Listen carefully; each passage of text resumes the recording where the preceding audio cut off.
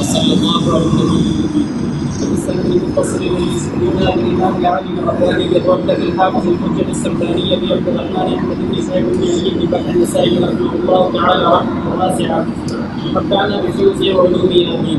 قال التنزع عن البول وبه قال أخبرنا حماد بن سليم عن وكيع عن عمرو قال سمعت مجاهد المحدث عن طاووس بن عباس رضي الله تعالى عنهما وعنه قال مر رسول الله صلى الله عليه وسلم على قبرين فقال إنما يعذبان في كبير. أما هذا فكان لا يستنزل من قوله وأما هذا فإنه كان يمشي بالمدينة ثم دعا بعزيز النصر فشقه في اثنين فقاس على هذا واحدا وعلى هذا واحدا ثم قال لعله يخفف عنهما ما لم يتسع. قال فهو منصور ورواه عن مجاهد عن ابن عباس رضي الله تعالى عنهما وعنه ثم لم يذكر طاووسا. باب القول في الإملاء. وبه قال أخبرنا محمد بن كثير قال حدثنا حجاج قال ابن جريج أخبرتني حكيمة بنت أميمة عن أمية وميمة بنت رقيقة رضي الله تعالى عنها وعنه قالت كان للنبي صلى الله عليه وسلم قدم من عدال يقول فيه رجعه تحت السرير البول في الفصل.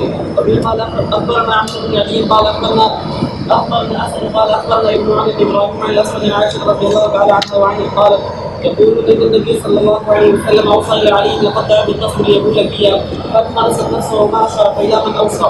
قال الشيخ وزنه بالسادس السمان كراهة البول في الجنة. وبه قال أخبرنا عبيد الله بن سعيد قال حدثنا معاذ بن هشام قال حدثني يحيى قتادة عن عبد الله بن سرجس رضي الله تعالى عنه وعنه أن النبي صلى الله عليه وسلم قال لا يقول أحدكم في جنة. قال بقتادة وما يقول من البول في الجنة فقال يقال إنها مساكن الجنة النهي عن البول في الماء الواقع. وفي قال أخبرنا قتيبة قال حدثنا ليس عن أبي الزبير عن جابر رضي الله عنه جنس مراد عرفی معنی لغوی معنی مراد چھپنے والی چیز ہر چھپنے والی چیز ہے انسان دیکھو سب اس میں جاتا ہے جنس مراد پھر جن اور عرفی معنی مراد نہیں جنات اسم ہے لغوی معنی مراد ہے ہر چھپنے والی چیز کو شامل ہے اس میں صاف ہے بچھو ہے جو بھی چھپنے والی چیز سب اس میں جاتا ہے. جابر رضي الله تعالى عنه وعنه رسول الله صلى الله عليه وسلم انه نهى عن البول في الماء الراكد كراهة البول في المستحم. وبه قال اخبرنا علي بن جمع قال حدثنا ابن المبارك بن معمر عن راشد بن عبد الملك بن حسن بن عبد الله بن المغفل رضي الله تعالى عنه وعنه ان النبي صلى الله عليه وسلم قال لا يمكن احدكم في مستحمه من نعمه المساس السلام على اليهود. وبه قال اخبرنا محمود بن غيلان قال حدثنا زيد بن عباد ومقيس قال حدثنا سفيان عن الضحاك بن عثمان عن نافع عن ابن عمر رضي الله تعالى عنهما وعنه قال مر رجل على النبي صلى الله عليه وسلم وهو يقول فسلم عليه فلم يرد عليه السلام رب السلام بعد النزول. وبه قال اخبرنا محمد بن بشار قال حدثنا معاذ بن معاذ قال حدثنا شعبة عن قتادة بن حسين عن ابي ساسان عن مهاجر بن خزرج ان سلم على النبي صلى الله عليه وسلم وهو يقول فلم يرد عليه السلام حتى توضا ولما توضا رد عليه النهي عن الاستطابة في العصر. وبه قال أخبرنا أحمد بن عبد بن سلمة قال أخبرنا ابن وهب قال أخبرني يونس عن ابن شهاب أن ابن مسعود بن سنة الخزاعي عن عبد الله بن مسعود رضي الله تعالى عنه وعنه أن رسول الله صلى الله عليه وسلم نهى أن يستطيب أحدكم برأس من أوراقه النهي عن الاستطابة بالرأس. وبه قال أخبرنا يعقوب بن إبراهيم قال حدثنا يحيى يعني ابن سعيد بن محمد بن عجلان قال أخبرني القعقاع عن أبي صالح عن أبي هريرة رضي الله تعالى عنه وعنه النبي صلى الله عليه وسلم قال إنما أنا لكم مثل الوالد ووالدكم إذا ذهب أحدكم إلى الخلاء فلا يستقبل القبلة ولا يستقبلها ولا يستنجي بيمينه وكان يأمر بثلاثة أحجار وينهى عن الغاصب والغيبة. النهي عن الاكتفاء بالاستطابة. تھوڑا سا ٹھہرو.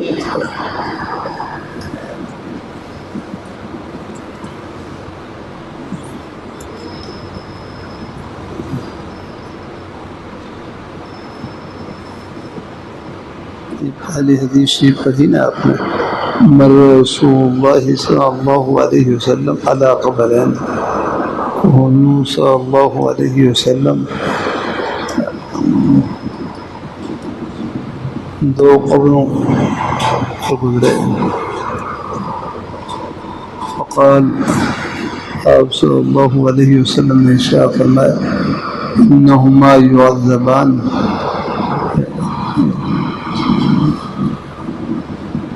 کہ ان دونوں قبر والوں کو عذاب دیا جاتا ہے وما يعذبان في كبير وما يعذبان في كبير وما يعذبان في كبير کسی بھاری چیز کی وجہ سے عذاب نہیں دیا جا رہا یہ کسی ایسی چیز کی وجہ سے عذاب نہیں کہ جس سے بچنا مشکل ہو جاتا ہے، یہ کبیر کا منع ہے، کسی بھاری چیز کی وجہ سے عذاب نہیں کہ جس سے بچنا مشکل ہو۔ اما فکان لا یستنزہ من بولہ، بہرحال یہ قبر والے یہ اپنی پیشاب کی چھینٹوں سے احتیاط نہیں کرتے تھے، اور واما ھذا فانہ کان یمشی بالنمیمہ، یہ نمیمہ یہ چغل خوری کرتے تھے، چغل خوری کرتے تھے۔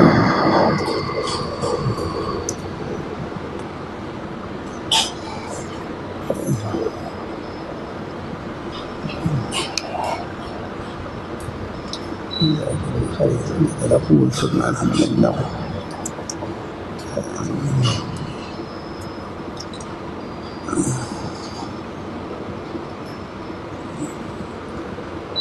مر رسول اللہ صلی اللہ علیہ وسلم علی قبرین، دو قبروں کے پاس سے گزرے اور ان دو قبر والوں کو عذاب ہو رہا تھا۔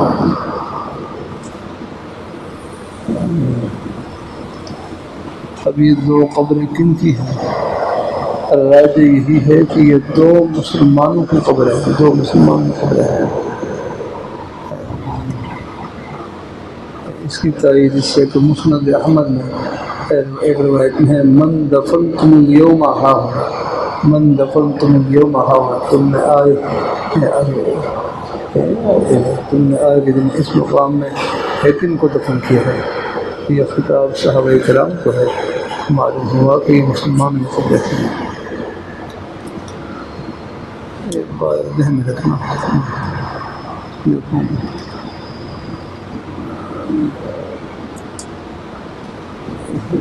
یہ تو حدیث میں آتا ہے لا تمس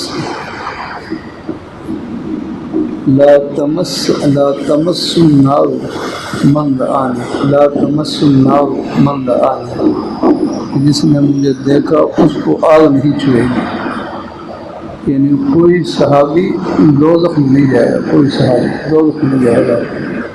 ہاں قبر میں کچھ تھوڑا بہت معاملہ ہو سکتا ہے، قبر میں تھوڑا بہت معاملہ ہو سکتا ہے، کوئی صحابی دوزخ میں نہیں جائے گا۔ لا تمس النار، دوسری میں آتا ہے لا تمس النار من رآنی،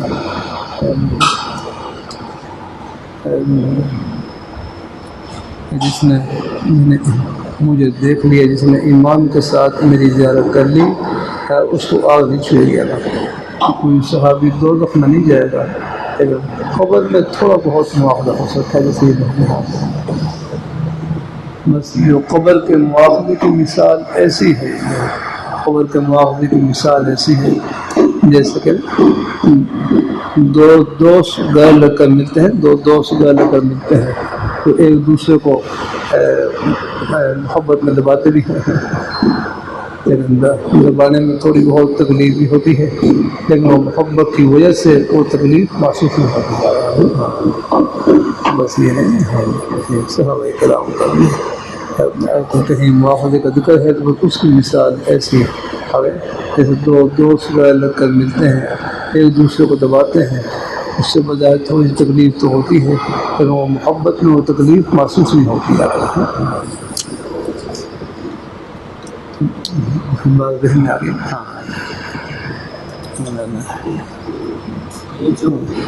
جس کو خواب میں ہو یہ وہ بھی اسی کو جی جس کو خواب میں مندانی کا تعلق بیداری آپ صلی اللہ علیہ وسلم کے زمانے کے ساتھ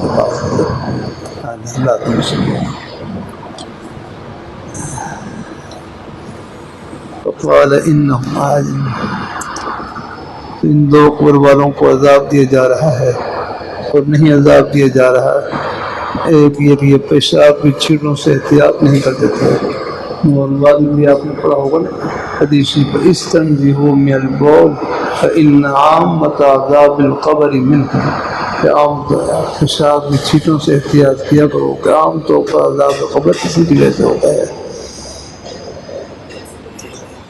یہاں نمیمہ کا لفظ ہے، اور ابو داؤد شریف میں نمیمہ کی جگہ پر غیبہ کا ذکر ہے، بعض روایتوں میں نمیمہ کا ذکر اور بعض میں غیبہ کا ذکر ہے۔ غیبت کی تعریف کیا ہے؟ غیبت غیبت کی تعریف کیا ہے؟ ذکر العیب علی وجہ الغیب، ذکر العیب علی وجہ الغیب، کہ پس پش کسی کا عیب بیان کرنا، ذکر العیب علی وجہ الغیب، پس پش کسی کا عیب بیان کرنا، بلا ضرورت اس سے بچنا چاہیے۔ غیبت کی تعریف ہی ہے کہ ذکر العیب علی وجہ الغیب، پس پش کسی کا عیب بیان کرنا، بلا ضرورت اس سے بچنا چاہیے، اللہ یہ کسی کا فسق مشہور ہو جائے، گناہ مشہور ہو جائے، پھیل جائے، تو اس کو بیان کرنا وہ غیبت میں داخل نہیں ہے، لیکن بلا ضرورت تذکرہ کرنا مناسب نہیں ہے۔ آگے نہیں ہم کسی کا گناہ پھیل جائے اس کو گناہ کے اس سے بہتری ہے کہ اللہ کا سبحان اللہ کہہ لیں، الحمدللہ کہہ لیں، اللہ تعالیٰ کا ذکر کر لیں، بلا ضرورت تذکرے سے بچنا چاہیے، اللہ یہ کسی کا فسق مشہور ہو جائے، یا یہ ہے کہ کسی کو فتنے سے بچانا مقصود ہو۔ آگے نہیں کوئی غلط عقیدے کا آدمی ہے، اس کے فتنے سے بچانے کے لیے کوئی بیان کرتے ہیں تو ہے اس کو غیبت کریں، اس میں کوئی خیر نہیں آتا۔ جیسے مرزا غلام قادیانی ہے، اللہ ہمارے سب حضرات لوگوں کو اس کے دجل سے بچانے کے لیے قادیانی کے فتنے سے بچانے کے لیے مرزا غلام قادیانی دجال اس کے دجل کو اور اس کے علوم کو خوب بیان کرتے ہیں۔ تو غیبت کہتے ہیں ذکر العیب علی وجہ الغیب، پس پش کسی کا عیب بیان کرنا، بلا ضرورت اس سے بچنا چاہیے۔ اللہ میرے حضرت فرمائے لگے جامع شفیہ میں دو گناہ بہت زیادہ ہوتے ہیں، ایک غیبت کا گناہ اور دوسرا بد نظری کا گناہ، ایک غیبت کا گناہ دوسرا بد نظری کا گناہ۔ اللہ اپنی حفاظت میں رکھے، اللہ تعالیٰ اپنی مہربانی فرمائے۔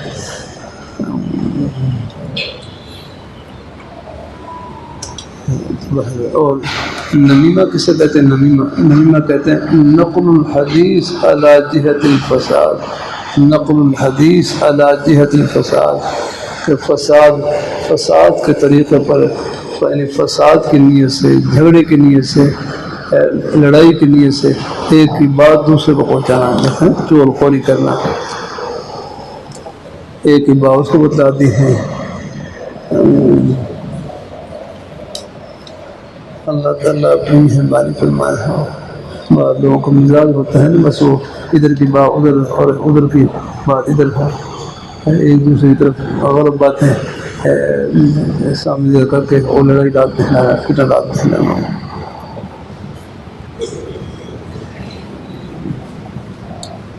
اللہ تعالیٰ اپنی مہربانی فرمائے۔ اللہ تعالیٰ ہمارے خالدی صاحب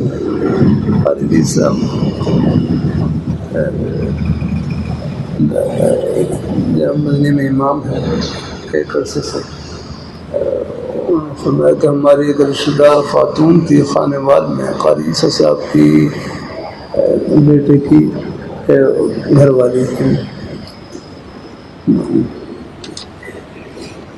ان کا نکاح خانے وال میں ہوا، تو ان میں کئی خوبیاں تھیں، خاتون میں کئی خوبیاں، ایک خوبی یہ تھی قریب مدرسے میں بچے ہی پکڑتے، مدرسے میں بچے ہی پکڑتے، تو ان کو اپنے ہاتھ سے کھانا پا کر بھیج دیا، اپنے ہاتھ سے مقصد یہ تھا کہ میں ان کی خدمت کروں، بچوں کی خدمت کروں، کیا معلوم ہے خدمت کی برکت سے میرے اوپر بھی اللہ تعالیٰ کی رحمت کا کوئی ذرہ برس جائے گا۔ اللہ تعالیٰ اپنی مہربانی فرمایا۔ اور دوسری خوبی یہ تھی، عورتوں کی مجلس میں کوئی غیبت شروع کرتی وہ مجلس سے اوپر چلی جاتی، عورتوں کی مجلس میں کوئی غیبت شروع کرتی وہ مجلس سے اوپر چلی جاتی، نہ کسی غیبت کرتی نہ کسی غیبت سنتی جاتی۔ عورتوں کی مجلس میں کوئی تو غیبت کرتی وہ عورتوں کی میرے سے اوپر چلی جاتی ہے، نہ کسی غیبت کرتی نہ کسی غیبت سنتی جاتی.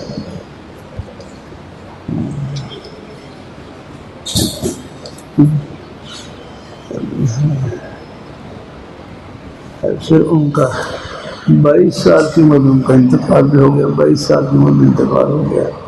2 ان کے بچے تھے، ایک بیٹا اور ایک بیٹی. اب تو بیٹے بڑے ہو کر فیصل آباد میں پڑھا بھی ہیں، وہ ملنے کے لیے بھی ایک دفعہ جمعہ پڑھ لیا ہے، ملنے کے بعد ملاقات ہوئی ہے. ان کے والد جو ہے وہ کراچی میں ہوتے ہیں، جو ان کے پہلے شوہر تھے نا وہ کراچی میں، اور عبداللہ صاحب کراچی میں ہوتے ہیں. اس میں خاتون کا انتقال ہوا. انتقال تو گورکن قبرستان میں قبر کھول ہے، قبر کھول ہے. تو قبر کھولنے کے بعد وہ قبر کی جو مٹی نکلی ہوئی اس کے اوپر بیٹھے ہوئے. تو اندر قبر سے ٹھنڈی ہوا ہے، ٹھنڈی سی ہوا ہے، اللہ قبر ٹھنڈی ہوا ہے. تو گورکن اندر جھانک کر دیکھا کہ اندر قبر میں 2 حوریں ہیں. ہاں، وہ جنت کا بچھونا جنت ہے وہاں قبریں بچھا رہے ہیں. اور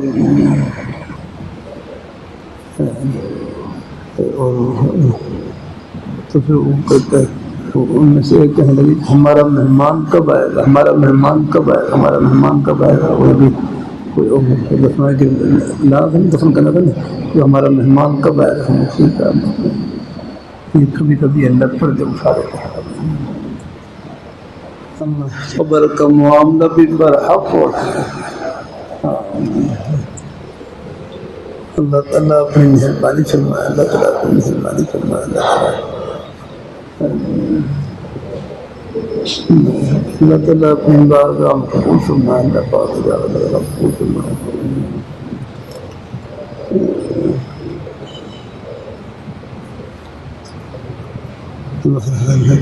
یہ بہرحال صلی اللہ علیہ وسلم 2 قبروں کے پاس سے گزرے.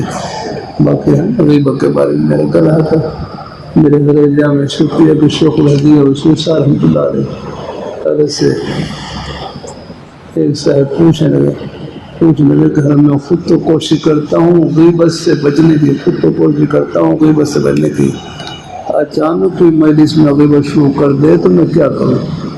میں خود تو کوشش کرتا ہوں غیبت سے بچنے کی، کسی کی برائی نہ کروں، لیکن اچانک کوئی مجلس میں غیبت شروع کر دے تو میں کیا کروں. تو حضرت فرمانے لگے پہلا درجہ یہ ہے خاموش کرا سکتے ہیں، خاموش کرا دیں. پہلا درجہ یہ ہے خاموش کرا سکتے ہیں، خاموش کرا دیں. ہمارے نانا جی رحمہ اللہ تعالیٰ، ان میں بھی کئی خوبیاں تھیں. ایک خوبی یہ تھی ان کی زبان سے میں نے پوری زندگی کبھی کسی کا غیبت نہیں سنی. آپ نے ایسے اخیر میں مرض الوفات میں حاضر ہوا، بیمار تھے، 4 پائی پر لیٹے ہوئے، پیر بہت دوبارہ ہمارے ایک ماموں صاحب کھڑے ہوئے، انہوں نے کسی کے بارے میں کچھ کہنا چاہا، لگا رہا تھا غیبت کرنی چاہیے. اور عمر کے شاید چپ رہا. آخری ان کو یہ دیکھا میں نے، آخری ان کے شاید کچھ نہ کچھ کریں گے. تو پہلا درجہ یہ ہے خاموش کرا سکتے ہیں، خاموش کرا دیں.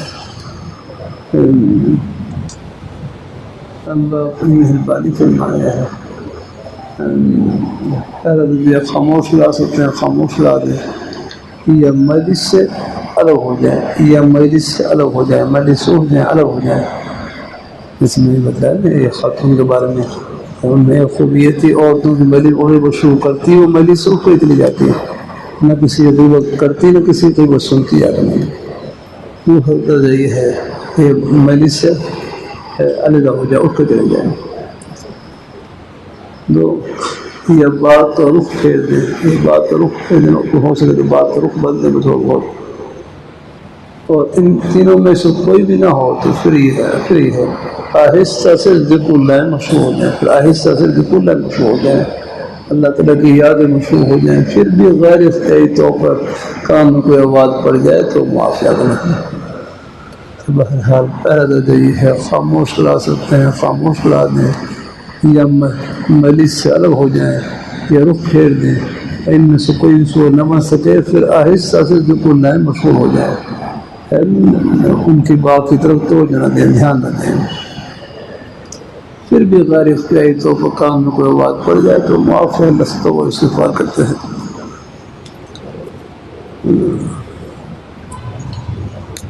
اللہ اپنی مہربانی فرمائے، اللہ اپنی مہربانی فرمائے۔ امام ابو حنیفہ رحمۃ اللہ علیہ فرمائے، یہ جو غیبت کرنا ہے نا، یہ اب جن کی غیبت کر رہے ہیں اپنی نیکیوں کی جھولی میں ڈال رہے ہیں، اپنی جیب خالی کر کے دوسری جیب۔ امام ابو حنیفہ رحمۃ اللہ علیہ فرماتے ہیں اگر میں کسی کی غیبت کرتا تو اپنی والدہ کی غیبت کرتا، اگر میں غیبت کرتا تو اپنی والدہ کی غیبت کرتا تاکہ میری نیکیاں والدہ کی جھولی میں جائیں۔ غیبت کرنا، کسی غیبت کرنا یہ ٹھیک نہیں ہے۔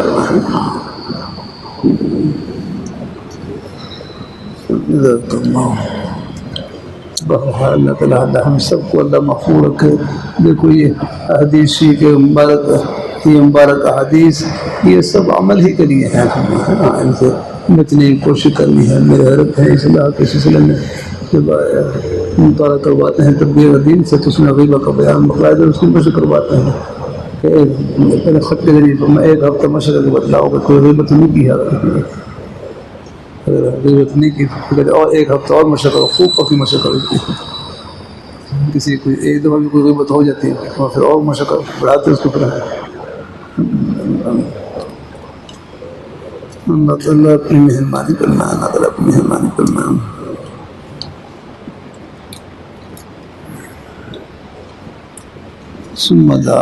پھر حضور صلی اللہ علیہ وسلم نے ایک طرح شاخ منگوائی، فشق کہو اس کے دو ٹکڑے کیے، فغرس علی ھذا ایک شاخ کو اس پر گاڑ دیا اور ایک شاخ کو اس پر گاڑ دیا۔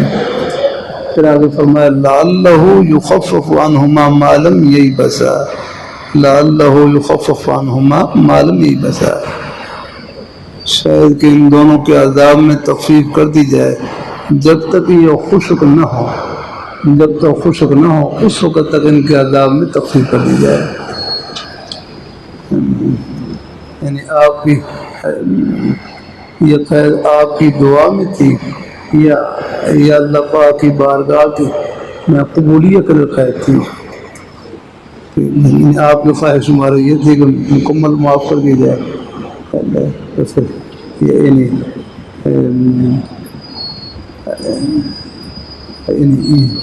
یہ خواہش قبول نہیں ہوئی۔ پھر آپ نے فرمایا لعلہ یخفف عنہما ما لم ییبسا، جو جب تک یہ خشک نہ ہو اس وقت تک ان کے عذاب میں تخفیف کر دی جائے، لعلہ یخفف عنہما ما لم ییبسا۔ ہمارے یہ تو کتابی معنی ہے، کتابوں میں لکھا یہ نہیں ہے۔ ہمارے استاد مولانا شاہ صاحب رحمۃ اللہ علیہ کے اس کا شریف پڑھی، وہاں بھی حدیث شریف آتی ہے، تو فرمانے کہ ہمارے بزرگ استاد تھے وہ یہاں پر یہ معنی کرتے لعلہ یخفف عنہما ما لم ییبسا، وہ اپنے انداز معنی کرتے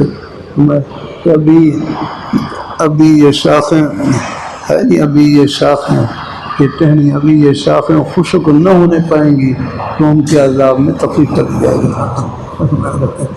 ابھی یہ شاخیں خشک نہ ہونے پائیں گی تو ان کے عذاب میں تخفیف کر دی جائے گی۔ حضور کی برکت سے رحمت اللہ کی دعا کی برکت سے کبھی یہ خشک نہ ہونے پائیں گے معلوم ہے، یہ ان کا اپنے معاشرے کے وجدانی معنی یہ تھا الحمدللہ، یہ لعلہ یخفف عنہما ما لم ییبسا، کہ ابھی شاید کہ ابھی یہ خشک نہ ہونے پائیں گی تو ان کے عذاب میں تخفیف کر دی جائے گی۔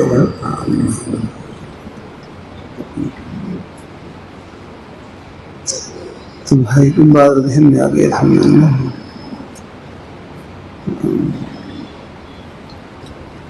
جزاک اللہ۔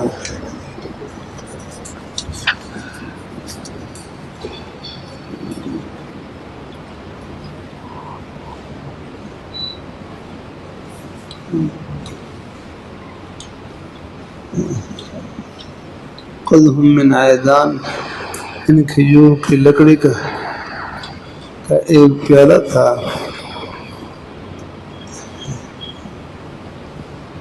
من عیدان یبول فیہ، حضور صلی اللہ علیہ وسلم رات کو اس میں پیشاب فرما لیتے، اور وَيَضَعُهُ تحت سریر، چارپائی کے نیچے رکھا ہوتا ہے، چارپائی اس میں یہ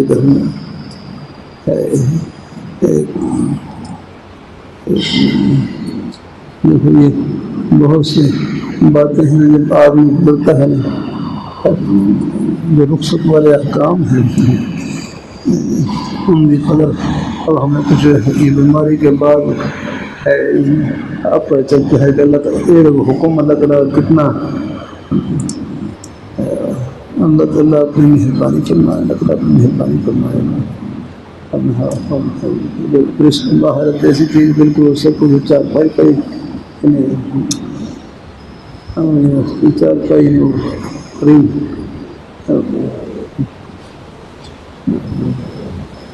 یہ حالت پیش آ جاتی ہے بات، اس میں بھی امت پر شفقت ہے، اور کہیں ایسی صورت ضرور پیش آ جائے تو چلو بڑھاپا ہے، ذوف ہے، سردی ہے، بیت الخلاء دور ہے، نہیں جا سکتے ہیں بار وہ ہم چارپائی کے نیچے نہیں سکتے ہیں، اسی جگہ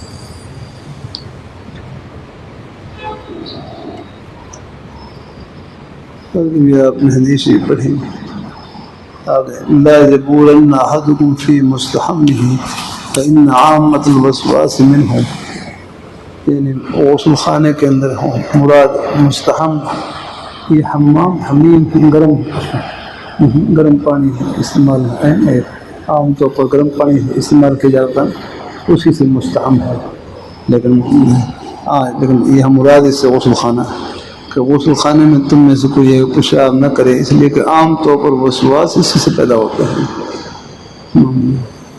تو اس میں کیونکہ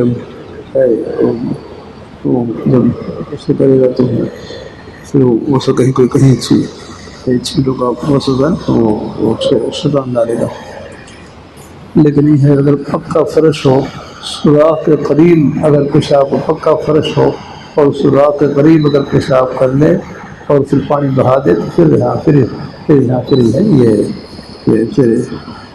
اس نہیں سے ہے، اس نہیں کا اس سے تعلق نہیں ہوگا، وہ نہیں چلے گا۔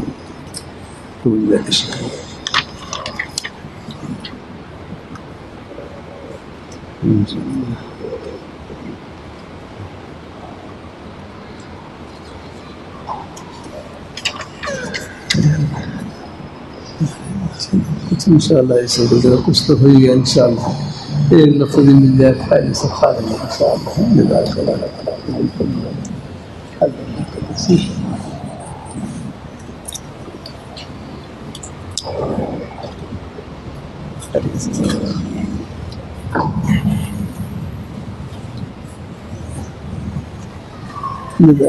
اللہ تعالیٰ سب کو اللہ خوش رکھے، اللہ برکتوں چھوٹی بیٹی ہیں جو سیڑھی سے نیچے گر گئی تھی، تو میں نے وہ تدبیر بھی اختیار کر لیا، میں نے انتظام کر لیا، پھر بھی ڈر ہو گیا، تب سے آتا ہوں بہت ڈر لگتا ہے نہیں گرنے میں، میں انتظام کر لیا ویسے۔ اللہ خیر کرے گا انشاءاللہ، پھر اللہ کے حوالے کر دیے انشاءاللہ۔ اصل تو بچوں کے محافظ اللہ تعالیٰ ہی ہیں الحمدللہ، اللہ ان کی حفاظت بھی تربیت بھی پرورش فرماتے ہیں۔